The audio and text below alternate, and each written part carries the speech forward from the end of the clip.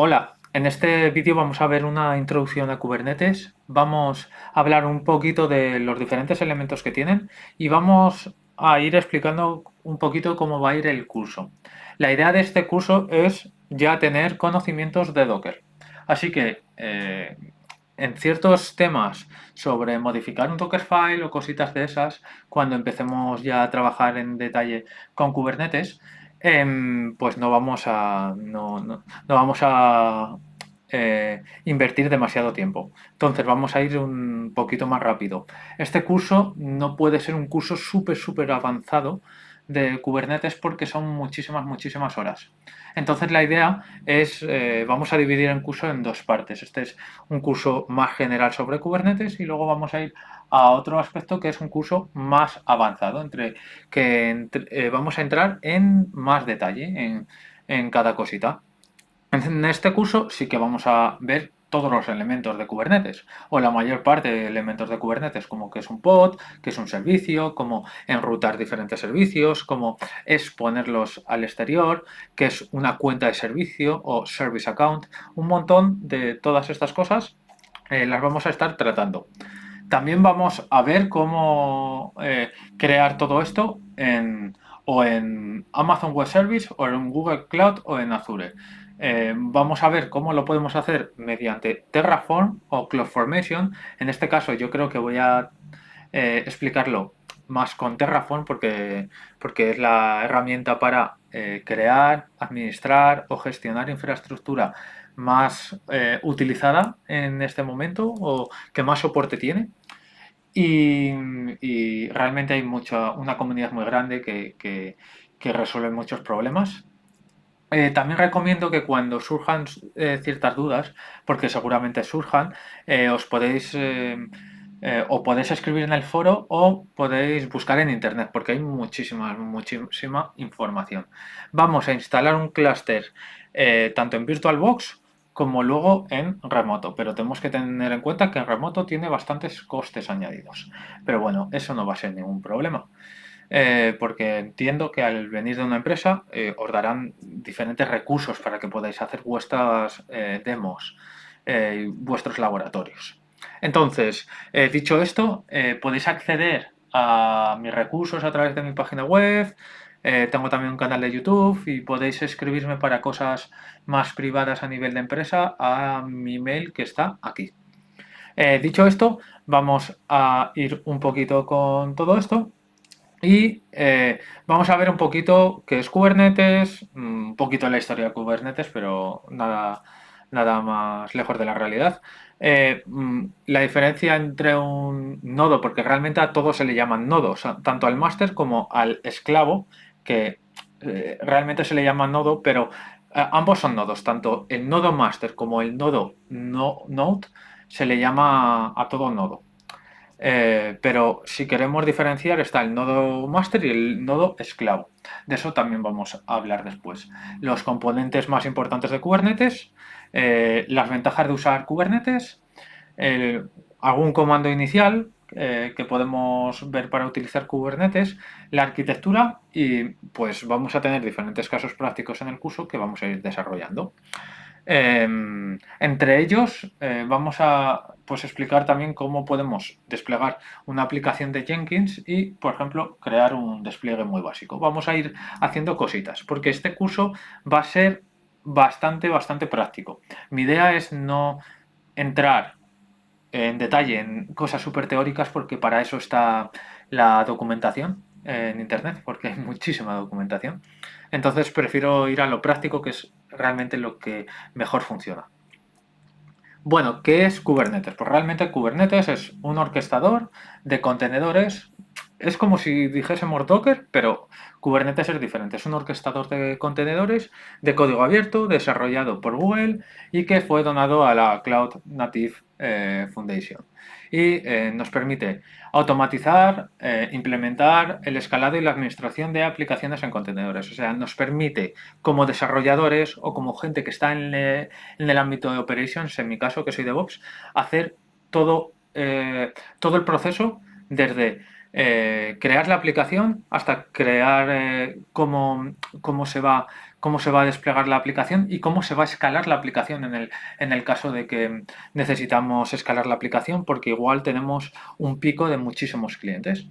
O si estamos trabajando en un negocio de business to business, pues también nos permite pues gestionar todo lo que es necesario referente, por ejemplo, si nosotros sabemos que de lunes a viernes hay un pico de consumo muy alto, pues nosotros le podemos crear diferentes reglas para que autoescalen automáticamente los pods hasta lo que necesite, ¿sabes? Y todo eso se puede configurar pues en los files que son normalmente tipo YAML los que utilizamos y ahí podemos decirle pues cuando supere esto me lo escalas otro podmat o me lo escalas muchos más. Eso, todas estas cosas se pueden configurar de una forma bastante sencilla. Luego tenemos los label y selectors, tenemos los replica set y controladores de replicación, que vamos a hablar de todas estas cosas más adelante.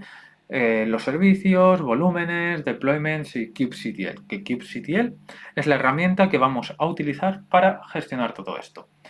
Esto si utilizamos Kubernetes, si utilizamos OpenShift, que realmente es un producto igual que Kubernetes, pero que es gestionado por IBM, pues utilizaríamos una herramienta propia de ellos que realmente funciona igual que kubectl y se llama OC de OpenShift. Y realmente tiene los mismos comandos que kubectl. Vale. Vamos a ver un poquito las diferencias entre un nodo master y un nodo esclavo, que el master es el de la izquierda y los node se les llama esclavos. ¿Qué es lo chulo de los nodos master en cloud? Lo interesante en los nodos master en cloud que nosotros no tenemos que gestionar estos nodos. Estos nodos son gestionados por pues el provider cloud, en este caso o Amazon o Google o Azure. Y esto es muy interesante porque como vemos en el nodo master tenemos toda la parte de etc o etcd en este caso, el API Server y el Control Manager. Y como vemos, el objetivo de este nodo o este conjunto de nodos, porque pueden ser más nodos, es tomar decisiones que afectan al conjunto del clúster, escalado de contenedores,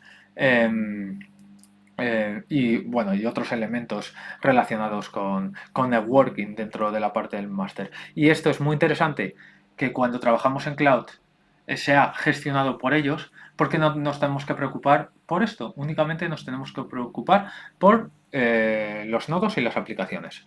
Y esto es muy interesante porque no tenemos que invertir recursos en mantener esos nodos, únicamente tenemos que invertir recursos en que el código de las aplicaciones esté bien, que la parte de infraestructura esté bien, que la automatización de los procesos estén bien y, y poder hacer una integración continua y unos despliegues de forma satisfactoria. Entonces, esto a mí me parece pues un paso adelante en cómo podemos mejorar los procesos en las empresas. Cuando hablo de procesos hablo de despliegues y de todas estas cosas. Y bueno, en el nodo Node, que sería el esclavo, aquí se ejecutan los contenedores. Que viene a ser, pues, como vemos en las imágenes, tenemos el kubelet, proxy, tenemos los pods. Dentro del pod podemos tener varios contenedores, que a veces necesitamos ejecutar varios contenedores. Y en este caso vemos que tenemos tres nodos, que tenemos el master y luego tenemos tres nodos. Y claramente esto lo podemos configurar para que escale los nodos cuando se necesita y que haga el scale down, el escalado hacia abajo, cuando necesite. Todo esto se puede tanto configurar con Terraform como con CloudFormation. Así que todo esto lo vamos a ir mirando más adelante y vamos a ir viendo cómo podemos pues crear una infraestructura estable para nuestra empresa. Y por ejemplo, si en un futuro vosotros como empresa queréis tener varios entornos de desarrollo, por ejemplo, en el caso del proyecto que yo gestiono, tenemos 7 entornos de desarrollo, porque es un proyecto muy grande. Pero normalmente se suelen tener 3 o 4 entornos, que viene a ser dev, pre o beta, se suele llamar beta o pre, y luego prod. En el caso de tener todo esto, también se puede gestionar mediante diferentes clusters, que para mí la forma más correcta es tenerlo en diferentes clusters, pero son más costes añadidos, o en diferentes proyectos, que en Kubernetes se llama namespace, que son como zonas de trabajo. Bueno, dicho esto, vamos a pasar a hablar un poquito de los componentes de Kubernetes, y en los componentes de Kubernetes, pues aquí vamos a explicar unos pocos, pero hay muchos más componentes. Como hemos dicho, etcd guarda los datos referentes al clúster. El Kube API Server ofrece una API REST para operar con el clúster. Kube Controller Manager es un demonio que se ejecuta en el nodo master y gestiona los controladores. El Cloud Control Manager es otro demonio que se ejecuta en el master y gestiona los controladores cloud. O sea, uno gestiona los controladores generales y los otros los gestiona los controladores que van a ser utilizados en el área cloud. Kubelet se ejecuta en los nodos Node o esclavos y garantiza que los contenedores se ejecuten. El Kube Proxy se ejecuta en los esclavos o en los Node, como los queramos llamar, y es un proxy que puede hacer un forwarding TCP o UDP, o sea, es un proxy realmente. Luego tenemos el Supervisor D, que lo que hace es que Kubelet se encarga de que los contenedores se ejecuten, y Fluent D se ejecuta en los nodos esclavos y ofrece servicios de login. Todo esto se puede ir configurando y vamos a ir viendo pues cómo podemos pues trabajar con esto dentro de Kubernetes. Luego vamos a explicar ahora un poquito cuáles son las ventajas de usar Kubernetes frente, por ejemplo, yo que sé, instancias o máquinas virtuales normales que tenemos en Internet. O, por ejemplo, frente a Docker Compose. Pues si tenemos Kubernetes, primero voy a mencionar estos puntos que son escalabilidad y balanceo de carga, que esto lo hace automáticamente Kubernetes, esto es muy interesante, es claramente si lo tenemos bien configurado. Aislamiento de procesos y aplicaciones, facilidad para el despliegue de aplicaciones, optimización de recursos de forma automática, una alta disponibilidad y una gran integración en cloud. Esto es muy interesante, lo de la gran integración en el cloud, porque los principales providers han invertido mucho tiempo en que esto salga bien realmente. Entonces, en este aspecto tenemos que coger lo que nos han dejado o trabajar con todo esto que han hecho desde los principales provider clouds, porque nos permiten tener una escalabilidad y flexibilidad de trabajo muy grande. Por ejemplo, ¿cuál es la diferencia entre usar Kubernetes y Docker Compose? Pues que en Docker Compose nosotros tenemos un Docker Compose por máquina y no tendríamos una escalabilidad tan grande ni un balanceo de carga. En el caso de que quisiésemos montar un Docker Compose con una buena escalabilidad y balanceo de carga, los costes serían muchísimo más grandes que tener Kubernetes. ¿Por qué? Porque Kubernetes, si por ejemplo tenemos 10 pods ejecutando de una aplicación y hay una bajada muy grande de recursos o de gente que está accediendo a esa aplicación, va a haber un escalado hacia abajo de las aplicaciones. Entonces va a bajar el coste del precio. Entonces, lo bonito de Kubernetes o lo interesante de Kubernetes es que depende lo que necesitemos, siempre que esté bien configurado, pues va a hacer o el escalado hacia arriba o el escalado hacia abajo. Y esto es muy interesante. Y vamos a hablar un poquito de unos comandos iniciales, que en este caso utilizamos el comando principal, que es el de kubectl, que es la herramienta principal que vamos a utilizar, y con cluster info vamos a recibir cierta información del clúster. Con kubectl get nodes vamos a vamos a ver cuántos nodos tenemos ejecutándose en este momento en el clúster. Luego, kubectl get pods, vamos a ver los pods que se están ejecutando, pero en el namespace que nosotros estemos. Porque cada namespace es como si fuese un proyecto. Todo esto vamos a ir más en detalle en, en las próximas clases. kubectl get all o white nos permite ver todos los componentes del namespace en el que estemos situados en detalle. Luego, kubectl create ns o create namespace, entre comillas, API es le estamos diciendo que queremos que nos cree un namespace o un proyecto, como lo queramos llamar, que se llame API. Luego, para aplicar nuestros ficheros de configuración con un deployment o con una service account o con un secreto, con lo que nosotros queramos, tenemos que utilizar el comando kubectl apply. Luego le decimos "-f" para decirle el fichero que vamos a utilizar, que en este caso, este fichero de ejemplo es un deployment.yaml y lo va a ejecutar de forma correcta. El apartado de create es un parámetro que se utilizaba hace tiempo, pero ya no se suele utilizar porque el kubectl apply tiene, pues tiene como más configuraciones y ahora pues se está dejando de utilizar el apartado de create. Luego tenemos el kubectl get secrets, que es para ver los secrets que tenemos en el proyecto en el que estemos localizados. Y kubectl get all -n API. ¿Qué significa esto? Que vamos a mostrar todos los componentes que tenemos en un namespace en concreto, que es el que hemos creado anteriormente, como vemos en el comando de kubectl create ns API. Y le decimos que queremos ver todo lo que hay en el namespace API o en el proyecto API.